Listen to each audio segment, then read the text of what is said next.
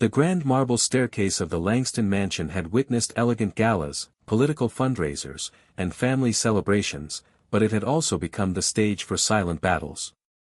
Every polished floor reflected luxury, yet behind the mansion's golden doors lived a young woman who had never truly felt at home. 23-year-old Emily Langston stood in the sunlit library, carefully dusting the shelves her late father had loved. Since his death 2 years earlier, the mansion had grown colder. The laughter that once echoed through its halls had disappeared, replaced by the sharp voice of her stepmother, Victoria Langston. Victoria was admired throughout the city as a graceful philanthropist and successful businesswoman. Cameras adored her smile, and magazines praised her generosity. But behind closed doors, that smile vanished. Every glance she gave Emily carried quiet resentment. Emily reminded Victoria of Richard Langston, the husband she had never truly loved, only his fortune. Worse still, Richard had trusted his daughter with nearly everything in his will. Emily would inherit the vast Langston estate, the family investment company, and millions in assets when she turned 25. Until then, Victoria had complete control as trustee. To Victoria, 2 years felt far too long. If only she would disappear, Victoria often whispered to herself. Over the following months, Victoria carefully built a web of lies. She quietly told relatives that Emily had become irresponsible. She hinted to family friends that Emily had gambling debts. She even convinced board members that Emily lacked the maturity to lead the company one day. Emily knew nothing about the rumors. She spent her days volunteering at children's hospitals, reading to patients, and helping local charities, just as her father had taught her. Yet every act of kindness seemed invisible beside Victoria's carefully crafted accusations. One rainy afternoon, Victoria made her move. She summoned Emily into the mansion's formal sitting room, where several attorneys waited with thick folders spread across the polished oak table. Emily looked around nervously. "What's happening?" she asked. Victoria folded her hands with practiced elegance. "I'm afraid you've embarrassed this family long enough." Emily blinked in confusion. "I don't understand." The attorney slid several documents toward her.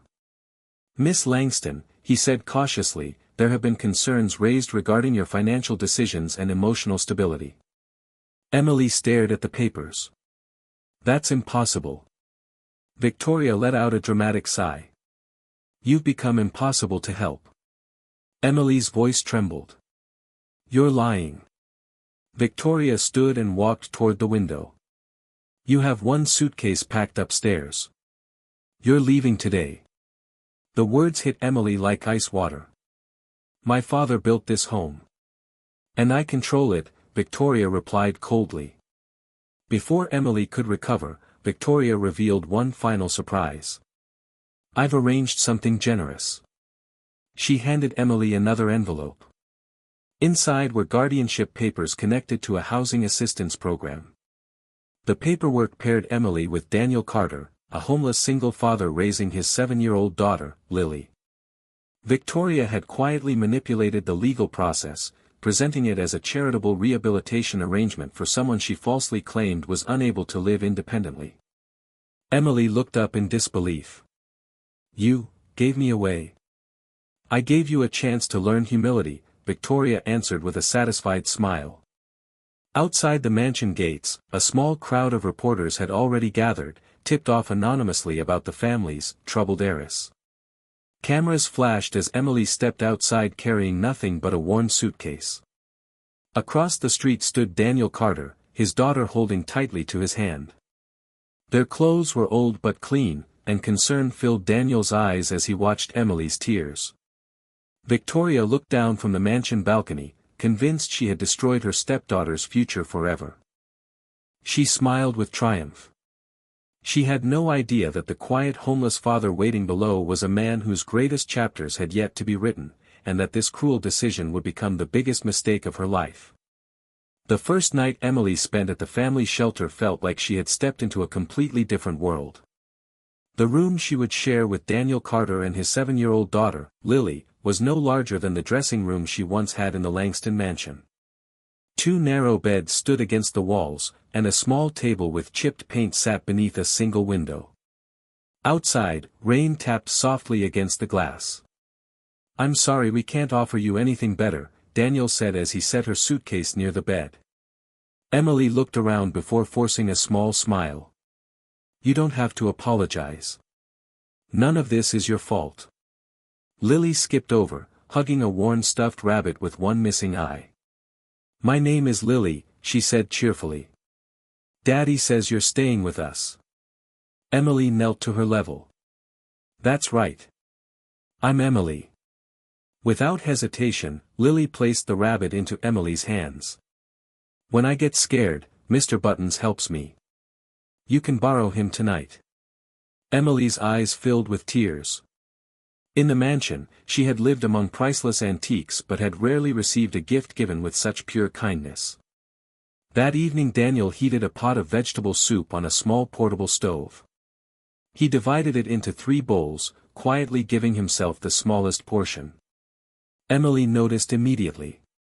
"You should eat more," she said. Daniel smiled.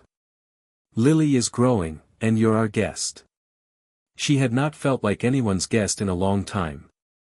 Over the following weeks, Emily learned how Daniel lived each day. Before sunrise, he left to search for temporary construction jobs. In the evenings, he returned exhausted, yet he always found time to help other shelter residents repair broken furniture, complete job applications, or simply listen to their struggles. Everyone respected him. One afternoon Emily asked an elderly resident, "Why does everyone come to Daniel for help?" The man chuckled. "Because he never forgets what it feels like to need someone." The answer stayed with her. As Emily spent more time with Daniel, she realized he was unlike anyone she had ever met. He spoke with confidence about engineering, architecture, business strategy, and economics. One evening, while helping Lily with her math homework, he solved difficult algebra problems without hesitation. "You weren't always a construction worker, were you?" Emily asked. Daniel hesitated before answering. "No." A few days later, while organizing donated books, Emily discovered an old business magazine tucked inside a box. On the cover was a photograph of a younger Daniel standing in front of a modern office building. The headline read, "Daniel Carter, the engineer revolutionizing sustainable construction." Emily stared at the magazine in disbelief. That night, after Lily had fallen asleep, she gently placed the magazine on the table. "Why didn't you tell me?" Daniel sighed deeply. "Because that's not who people see anymore." He explained how he had built one of the fastest-growing engineering companies in the country. But after exposing corruption inside the industry, powerful executives framed him for financial crimes he never committed. Investors abandoned him, his company was seized, and endless legal battles drained every dollar he had. During the same painful period, his wife lost her battle with cancer. "I couldn't save my company," he said quietly. "I couldn't even save the woman I loved." Emily reached across the table and gently placed her hand over his. For the first time, she realized that although Daniel had lost his wealth, he had never lost his integrity. From that day forward, Emily stopped thinking of herself as someone who had been abandoned. Together with Daniel, she began organizing food drives, tutoring children, and helping families at the shelter rebuild their lives. Watching Daniel give hope to people who had almost nothing, Emily discovered a truth her stepmother had never understood. A person's greatest riches are not measured by the money they possess, but by the kindness they leave behind. 3 months passed, and Emily no longer recognized the woman she had been when she first arrived at the shelter. She had traded designer dresses for simple jeans and comfortable sweaters, but she carried herself with a confidence that no expensive clothing had ever given her. Together, she and Daniel transformed a forgotten corner of the shelter into a learning center for children. Volunteers donated books, local teachers offered free tutoring, and Lily proudly helped organize the tiny library. One Saturday afternoon, a woman in her 40s walked through the shelter doors holding a camera and a notebook. "My name is Sarah Bennett," she introduced herself. "I'm an investigative journalist." I've been covering community projects, and everyone keeps telling me I need to meet Daniel Carter. Daniel looked uncomfortable. I'm not that interesting, he said. Sarah smiled knowingly. I think you are. Over several interviews, Sarah learned about Daniel's engineering company, the corruption scandal, and the lawsuit that had destroyed his career. The more she researched, the more inconsistencies she found. Court records were incomplete. Financial documents had disappeared. Several former executives had quietly left the country shortly after Daniel lost his business. Determined to uncover the truth, Sarah spent weeks tracking down former employees. Finally, one evening, she arrived at the shelter carrying a thick folder. Daniel, she said, barely able to contain her excitement, I found someone willing to testify. Inside the folder were signed affidavits from 2 former executives. They admitted they had been pressured to forge financial records and falsely accused Daniel of fraud. Hidden bank transfers proved that millions of dollars had been stolen from the company before Daniel was blamed. Daniel stared silently at the documents. For years, he whispered, I thought the truth had disappeared forever. It didn't, Sarah replied. Someone finally decided to tell it. Within days, Sarah's explosive investigation appeared on the front page of every major newspaper. Television stations replayed the story around the clock. Public opinion shifted almost overnight. The authorities reopened Daniel's case. At the same time, Emily received an unexpected phone call from her late father's longtime attorney, Michael Reynolds. Miss Langston, he said urgently, I believe your stepmother has committed serious fraud. Emily's heart skipped. What do you mean? I've uncovered alterations in your father's estate records. Certain pages were replaced after his death, and signatures don't match the originals. Michael explained that Victoria had secretly transferred millions from family trusts into shell companies under her control. She had also forged documents to extend her authority over Emily's inheritance beyond Emily's 25th birthday. Emily sat speechless. My father trusted her, she whispered. I know, Michael replied. But we can prove what she did. Daniel immediately contacted a respected law firm. After hearing his story, and seeing the overwhelming evidence, they agreed to represent both Daniel and Emily. Meanwhile, Victoria watched the evening news from the comfort of the Langston mansion. Her smile faded as Daniel's face appeared on the television beside the headline. Homeless father framed in multi-million-dollar conspiracy. Then another breaking report followed. Langston estate under investigation for suspected fraud. The glass slipped from Victoria's hand and shattered across the marble floor. For the first time since forcing Emily out of the mansion, fear replaced confidence. The carefully constructed world she had spent years protecting was beginning to collapse. And this time, no amount of money or influence could stop the truth from coming to light. The courthouse steps were crowded long before sunrise. Television crews lined the sidewalks, reporters adjusted their microphones, and curious citizens gathered behind metal barricades. The trial had become the most talked-about case in the country. On one side stood Victoria Langston, the elegant socialite once admired for her wealth and charity. On the other stood Daniel Carter, the homeless single father whose fight for justice had inspired millions. Emily stepped out of the car beside Daniel, taking a deep breath. Just months earlier, she had walked through another crowd of reporters carrying only a suitcase and tears. This time, she walked with quiet confidence. Daniel looked at her reassuringly. You ready? Emily nodded. I've been ready since the day she lied about my father. Inside the courtroom, every seat was filled. Victoria sat beside her expensive legal team, dressed in a tailored designer suit. Though she tried to appear calm, the nervous tapping of her fingers betrayed her confidence. When the judge entered, the room fell silent. Daniel's attorney stood first. Your Honor, today we will prove that Victoria Langston committed fraud, forged legal documents, stole trust assets, and deliberately manipulated the life of her stepdaughter for financial gain. Boxes of evidence were wheeled into the courtroom. One by one, witnesses took the stand. Michael Reynolds, Richard Langston's longtime attorney, testified that the original will have been altered after Richard's death. Forensic handwriting experts confirmed that signatures on several estate documents had been forged. Financial investigators displayed charts tracing millions of dollars from the Langston family trust into secret shell companies controlled by Victoria. Then Sarah Bennett, the investigative journalist, presented emails and banking records linking Victoria to several of the same corrupt executives who had framed Daniel years earlier. The evidence revealed that Victoria had quietly invested in companies that profited after Daniel's engineering firm collapsed. The courtroom erupted in whispers. Victoria's lawyer objected repeatedly, but every motion was overruled. Finally, Emily was called to testify.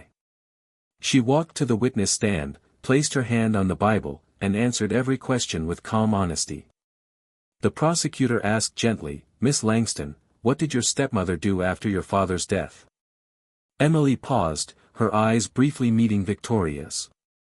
"She took away my home," she said. "She took away my reputation.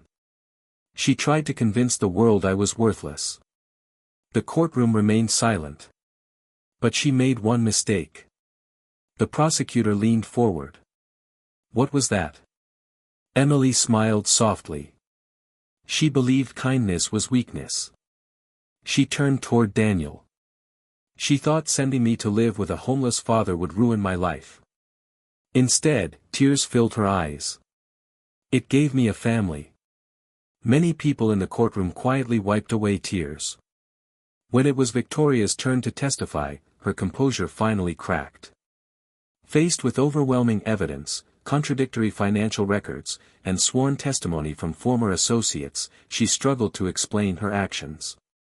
Her excuses fell apart under cross-examination. Late that afternoon, the judge returned with the ruling. Victoria Langston is found liable for fraud, forgery, breach of fiduciary duty, financial abuse, and conspiracy. The courtroom gasped. Victoria's assets were frozen immediately. Control of the Langston estate was restored to Emily, while criminal charges were referred for prosecution. Outside the courthouse, hundreds of reporters waited for Daniel and Emily. Instead of celebrating revenge, Daniel made an unexpected announcement.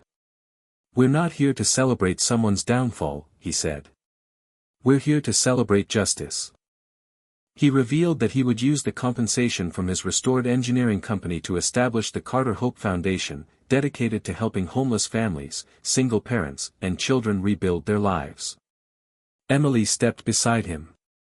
"And the Langston estate," she announced with a smile, "will no longer be a symbol of greed. It will become a place where people can find hope, education, and a second chance." The crowd erupted into applause. Watching from the back of a police vehicle, Victoria lowered her head in silence. For the first time in her life, she understood a truth she had spent years ignoring. Money could buy power. But it could never buy respect, love, or redemption. 1 year later, the gates of the old Langston estate opened once again. But this time, there were no luxury cars waiting in the driveway, no wealthy socialites dressed in designer gowns, and no photographers chasing celebrities. Instead, families carrying picnic baskets, children laughing, volunteers, teachers, and community leaders filled the grounds with life. The mansion that had once been a symbol of greed and loneliness had become the Langston Community and Learning Center, a place where struggling families could find free tutoring, career training, legal assistance, and temporary housing. Every room that had once displayed priceless artwork now displayed books, children's drawings, and photographs of lives transformed through kindness. Emily stood in the entrance hall, smiling as she watched Lily race across the marble floor with a group of children. "Daddy! Emily!" Lily shouted. "Come see the library." Daniel laughed as he followed his daughter. The little girl who had once shared a tiny shelter room now proudly welcomed visitors to the largest children's library in the city. Emily looked around, her eyes filling with tears. "My father would have loved this," she whispered.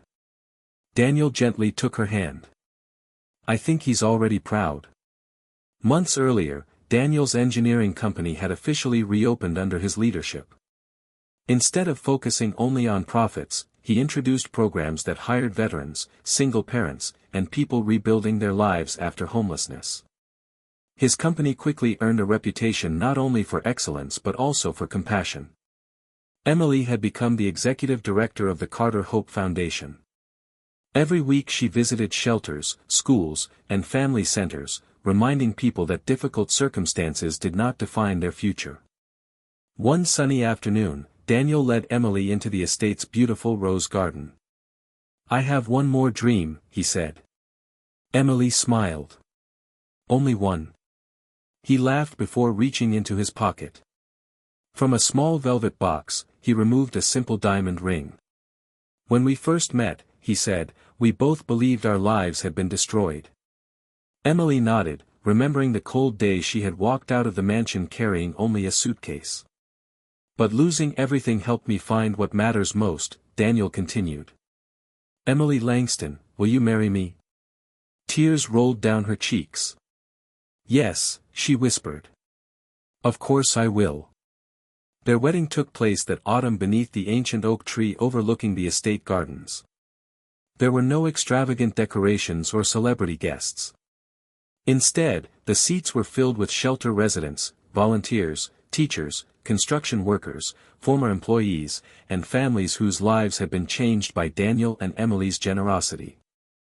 As Emily walked down the aisle, Lily stood proudly beside Daniel. When the ceremony ended, Lily hugged Emily tightly. "Can I call you Mom now?" she asked softly. Emily knelt and wrapped her arms around the little girl. "I've been hoping you would." The guests burst into applause as the three embraced. Not everyone shared in the celebration. From the window of a small apartment across town, Victoria watched the wedding on the evening news.